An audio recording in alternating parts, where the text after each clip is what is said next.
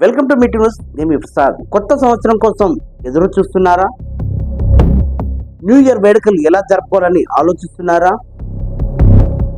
పాత సంవత్సర విషయాలకు వస్తే సంతోషాలు, బాధలు, దుఃఖాలు, కన్నీళ్లు చాలా ఉంటాయి. సో పాత సంవత్సరంలో సాధించలేనిది ఏమీ లేదు, కొత్త సంవత్సరంలో జరగాల్సింది ఏముండదు. క్యాలెండర్లో డేట్ మాత్రమే మారుతుంది, మన తలరాత మారదు.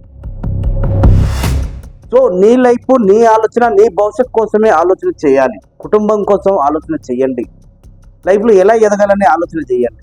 ఫ్యామిలీని ఎలా ముందుకు తీసుకెళ్లాలని ఒక ఆలోచన తీసుకురండి. సో ఎంతసేపు ఉన్నా ఫ్రెండ్స్తో, స్నేహితులతో సరదాగా కాలక్షేపం చేయాలనుకుంటే కొద్దిగా ఆలోచించండి. 31st రోజు భారీగా ఎంజాయ్ చేయాలనుకుంటున్నారా? ఒక్క నిమిషం ఆలోచన చేయండి.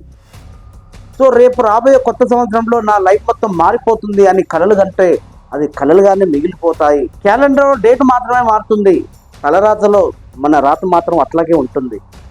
ఎందుకంటే ఇది బ్రహ్మ రాస్తారు, ఇది మనం రాసుకుంటాము. న్యూ ఇయర్ అంటే కొత్త సంవత్సరంలో ఎలాంటి మార్పులు ఉండవు. పాత సంవత్సరంలో ఎలా కష్టపడ్డామో కొత్త సంవత్సరం కూడా అలాగే కష్టపడాలి. కాకపోతే క్యాలెండర్లో డేట్ మారుతుంది. గతం చూసుకుంటే పాత సంవత్సరంలో ఏది సాధించాము అనేది ఒకసారి మనం నెమరు వేసుకోవాలి. కొత్త సంవత్సరంలో ఎలా ముందుకెళ్ళాలి అనే భవిష్యత్ కోసం ఆలోచన చేయాలి. అంతే తప్ప మిగతా వాటి గురించి ఆలోచన చెయ్యొద్దు. సమాజంలో మనకంటూ ఒక గుర్తింపు ఉండాలి, సమాజంలో మనకంటూ ఒక పేజీ ఉండాలి. అలాంటి జీవితం కోసం ఎంచుకోవాలి. చెడు అలవాట్లు, చెడు పనులు, చెడు సాహసాలు వీటికి దూరంగా ఉండాలి. కొత్త సంవత్సరంలోనైనా మన కెరియర్, మన భవిష్యత్తు, మన ఆలోచన విధానాన్ని కొత్తగా ఉండేటట్టు ప్లాన్ చేసుకోవాలి. పాత సంవత్సర విషయాలన్నీ పక్కన పెట్టేసి ఆ జీవితాలన్నీ మనము డిలీట్ చేయాలి. సో అందరికీ మరొకసారి నూతన సంవత్సర శుభాకాంక్షలు.